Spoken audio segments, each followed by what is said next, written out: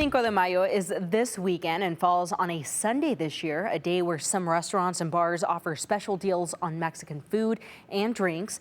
But very few people understand the day's true significance or why they are celebrating this. There are many misconceptions around Cinco de Mayo, which is often confused with Mexico's independence.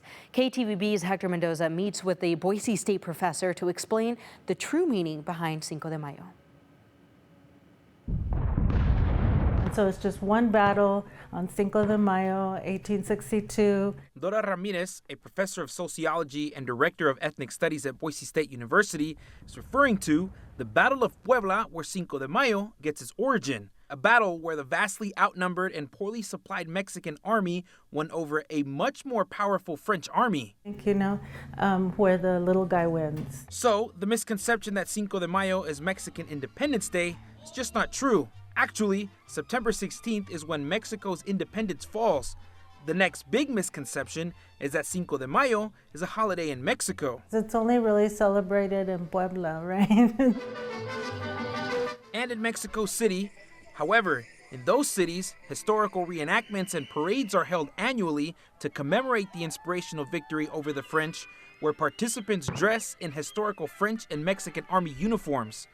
Now, the third misconception is that Cinco de Mayo is centered around partying. Actually, the beginning of the celebration in the U.S. dates back to the 1960s and is tied with the fight for civil rights of Mexican Americans who wanted to show their pride in their origin. At this time, there was a lot of Chicanos who were coming together to really talk about the difference between the way that Latinos were being treated in the U.S., yet still expected to fight in the war. They came back to Cinco de Mayo because it was the underdog that won, right? Because it adds kind of like that sense of empowerment. And so Cinco de Mayo was used as a way to gather people together, celebrate Mexican culture, celebrate heritage. But it wasn't until the 1980s, when many beer companies used Cinco de Mayo as a way to promote drinking, that the significance changed. Well, I thought it was really interesting because they used it as a marketing thing. So I think that led to people even knowing about Cinco de Mayo, right, in a contemporary way. So Ramirez said, adding the true history to the events will help people understand the significance of Cinco de Mayo. It seems that our historical memory disappears. And so if we don't keep these stories continually in our minds, the history disappears.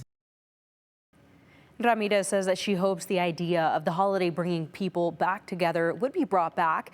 And with a few celebrations happening across the Treasure Valley, Ramirez hopes conversations happen about what it means to commemorate the Battle of Puebla or Cinco de Mayo.